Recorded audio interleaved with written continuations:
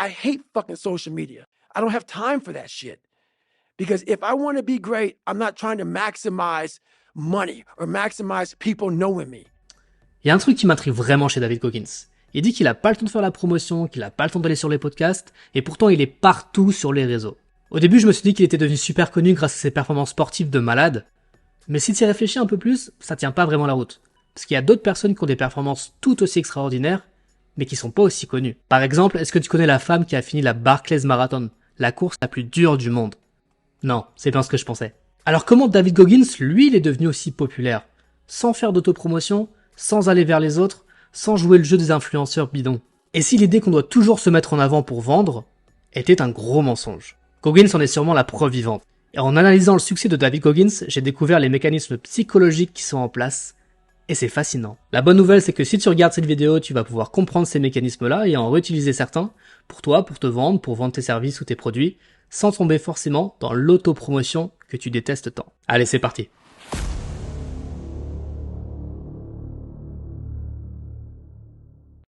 Le premier truc qui saute aux yeux, c'est que Goggins est devenu populaire en s'occupant que de lui. I'm not in search for a trophy. I'm not in search for love. I'm not in search for more followers on Instagram or social media. I'm searching for a feeling of true victory for myself and only myself. The second I shut out the whole world and realize that one thing, that I am in this world alone.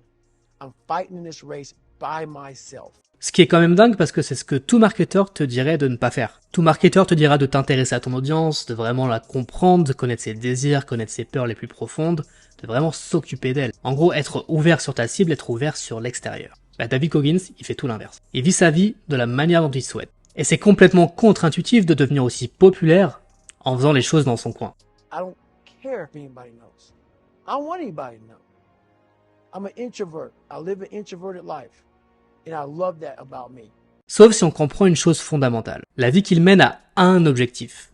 Devenir la meilleure version de lui-même. Et il se trouve que cet objectif, des millions de personnes le partagent. Et donc en vivant sa vie au quotidien, en se dépassant quotidiennement, en utilisant ses méthodes, sa discipline, ses concepts, il répond à des aspirations que des millions de personnes ont.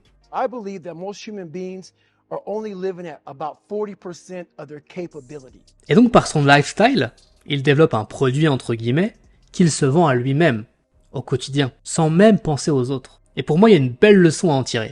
Car quand on est introverti, aller vers les autres, aller déranger des étrangers pour avoir leur opinion sur une idée, sur un marché, sur un produit, c'est extrêmement dur, ça te demande beaucoup d'énergie. Mais se concentrer sur nous-mêmes, c'est bien plus naturel. Donc si vous lancez un business ou cherchez à vous faire reconnaître dans votre travail, il est bien plus simple de se concentrer sur vous-même, de résoudre vos propres problèmes de manière intense, de manière vraiment dédiée, plutôt que d'essayer de vous tourner vers l'extérieur et de vous casser les dents une nouvelle fois. La condition étant que les problèmes que vous réglez pour vous-même soient partagés par assez de personnes pour susciter de l'intérêt, évidemment. Après, évidemment, ça suffit pas de faire les choses dans son coin et attendre qu'on vous porte de l'intérêt comme ça, par magie. Ça marche pas, ça. Ce qui a porté autant d'attention à David Goggins, c'est qu'il a cassé les schémas habituels. On l'a dit en intro, il a commencé par des performances sportives incroyables. Et ça, on peut pas lui enlever. 17. They don't know me, son. Get it. 18. Mais ça suffit pas pour susciter de l'intérêt sur du long terme. Est-ce que vous connaissez le mec qui a tenu le plus longtemps en planche? Non. Bah, si vous le connaissez, mettez-le en commentaire. Par contre, Goggins, il a cassé les codes. David Goggins, il fait l'inverse de toutes les tendances actuelles. Par exemple, il est complètement à l'opposé de la bienveillance ambiante. Nothing is easy. Like running is running. It sucks. En fait, il fait vraiment contraste avec les discours conciliants d'acceptation de soi. And I realize this is why I feel sorry for no one. Et pire que ça, son message, il est pas du tout rassurant et donne pas forcément beaucoup d'espoir non plus. Looks very ugly. There's no fucking passion. There's no fucking motivation. There's no, oh my God, man, no. It's every day of your life just doing.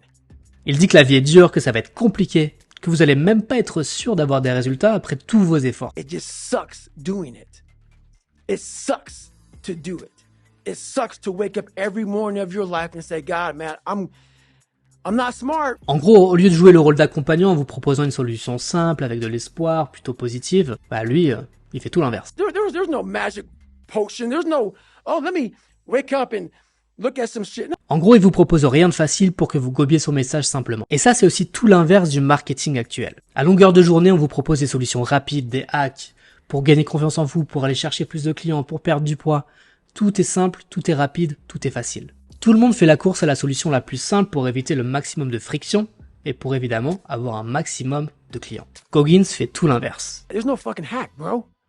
There's no fucking hack. Il vous met pas une tape dans le dos, il vous promet de la souffrance, des larmes, et même pas forcément de résultats. C'est un peu comme si je vous disais que mon produit est très cher, très difficile à utiliser, et en plus, je suis même pas sûr de répondre à votre problème, et pourtant, les gens se l'arrachent. Comment c'est possible? Comment devenir populaire en vendant quelque chose qui n'est absolument pas populaire, mais qui est presque détestable finalement? Pour répondre à ça, il faut aller dans les profondeurs de la psychologie. Ce que Goggins offre, c'est l'incarnation du changement. En fait, il montre le chemin des possibles avec un storytelling extrêmement fort. Keep it real. I'm gonna keep it real. So, I'm not a real smart guy. And what I mean by that is I was born with ADD, ADHD. My brain cannot retain information. I'm not some genetic freak when it comes to running, when it comes to lifting weights. I am absolutely the bottom of the barrel. Il répète dans chaque interview d'où il vient, d'où il est parti. Il était obèse, il était dyslexique. Il vient d'une famille très compliquée, très pauvre. Son père le battait, sa mère était pas présente. Il y a toute cette histoire qu'il met en place. En gros, son point de départ, c'est la médiocrité. Mais son message, c'est la transformation. Et en fait, le contraste, il est tellement fort, la transformation, elle est tellement grande, qu'elle rend vos désirs de changement possibles. Elle donne espoir à un désir qui existait déjà au plus profond des gens. Son message, il est tellement fort qu'il se propage naturellement. On s'identifie à son personnage, on s'identifie à lui, et justement à tous les challenges qu'il a vécu. Sa vulnérabilité, elle fait vraiment contraste avec son style de vie, avec le côté Navy Seals, le côté militaire et très dur. Lui, il n'a pas peur de montrer ce côté sensible, ce côté introverti, et ça résonne chez les gens. I was an insecure, lying kid, afraid. I had to look at my insecurities and in my fear and find drive in that. We're all looking for passion. Passion's all around you. You have a whole stack of it all around you. It's your insecurities, all that shit. You gotta dive deep in that shit. It's all in there. Et en fait, ça renforce son authenticité. Ça lui donne de la crédibilité. Ça permet de s'identifier à lui vraiment concrètement. Et de rendre nos désirs de changement, possibles. Mais surtout, David Goggins, il a compris quelque chose. Il est beaucoup plus simple de vivre contre des valeurs, contre un ennemi, plutôt que de vivre à travers des valeurs, en suivant des valeurs. Et c'est sur ça qu'il va communiquer, sur ce combat, sur cette lutte contre justement ce que vous devez éviter. L'essence du message de Goggins, c'est de ne pas laisser la version la plus médiocre de vous-même gagner. Il met son audience en état de combat du coup. Ce qui lui permet d'embarquer son audience à tel point, c'est de jouer sur ce sentiment de peur de devenir la moins bonne version de vous-même. That haunting is something that's still there today. Because no matter how much you improve, no matter how much you change who you are, it's not permanent. Because once it turns off, I go right back to the David Goggins that is.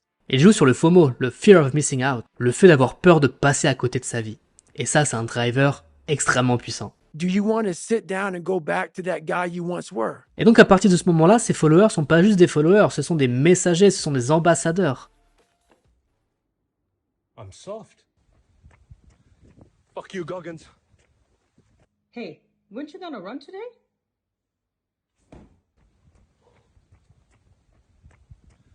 Fuck you, Goggins. Car au fond de nous, on veut tous une partie de cette transformation, de cette optimisation. On veut tous devenir la meilleure version de nous-mêmes et n'avoir aucun regret. Donc petit résumé rapide jusqu'ici. On a vu que David Goggins a suscité l'intérêt en choisissant des objectifs de vie, que des millions de gens le partagent.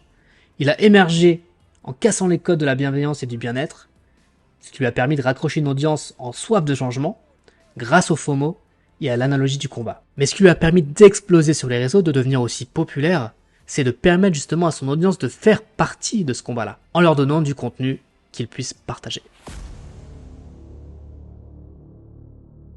C'est ici que la plupart des introvertis font des grosses erreurs. Ils pensent que publier sur les réseaux, se mettre en avant, c'est forcément de l'autopromotion, et du coup, ils sont hyper inconfortables avec ça. Mais si on prend l'exemple de David Goggins, évidemment, lui, il est pas du tout dans l'autopromotion, il est pas du tout dans la mise en avant. Mais ce qu'il fait, c'est partager une philosophie. C'est le niveau de valeur le plus élevé que vous pouvez partager à une audience. In fine, il a créé une image auquel ses fans veulent être attachés et associés. Et une manière pour eux de faire partie de cette philosophie, faire partie de ce combat-là, c'est de partager le contenu de David Goggins. Évidemment, il faut le dire, David Goggins, il a commencé à créer du contenu par lui-même, ce qui lui a permis de donner du grain à moudre à ses fans, en se filmant, en allant sur quelques podcasts de gens reconnus. Mais c'est là où il est très bon. Il produit du contenu qui n'est pas du tout promotionnel, mais qui représente juste sa vie de tous les jours, qui représente juste sa philosophie. Il est juste authentique, il montre le changement au jour le jour. Et ça fonctionne. I'm not teaching good side of life. So I had to figure out a way when I came on in 2016 of teaching you what life really is. En fait, son contenu, c'est sa philosophie, ses entraînements, son mindset, ni plus ni moins. Il donne le grain à moudre à son audience, il lui permet de repartager son propre contenu, puisque ça correspond à la philosophie qu'il exprime au jour le jour. Et c'est donc son audience qui fait la promotion pour lui. C'est pour ça que vous verrez des images de lui courir ou sa voix dans des milliers de vidéos sur YouTube, vidéos souvent inspirationnelles pour vous motiver. Et c'est ça qui lui a permis de devenir populaire sans aller vers les autres.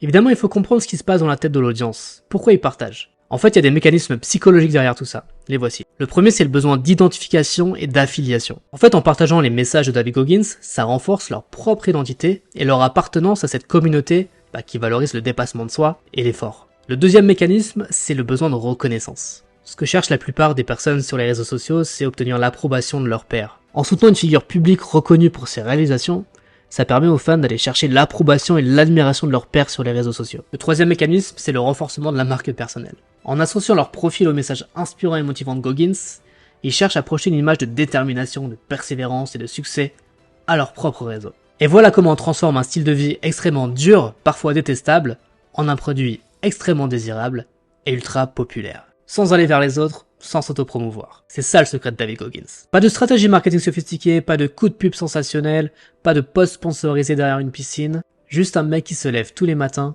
qui vit sa philosophie et qui la partage jour après jour, de manière hyper régulière, sans jamais s'en dissocier. Alors la prochaine fois que tu te sens obligé de te mettre en avant pour vendre ton produit ou te vendre toi-même, rappelle-toi de David Goggins. Peut-être que la vraie puissance, elle réside dans ton authenticité, dans la véracité de ton message. Peut-être que t'as pas besoin de crier plus fort ou mettre ta tête partout. Peut-être qu'il suffit d'être toi-même, intensément. Tant que ta promesse résonne avec d'autres, et que tu leur donnes de quoi se rattacher à ton message. Voilà, j'espère que cette vidéo vous a plu. Si c'est le cas, n'hésitez pas à vous abonner à la chaîne.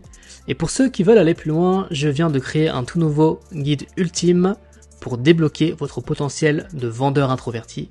Le lien est en commentaire. Je vous dis à très bientôt pour une nouvelle vidéo.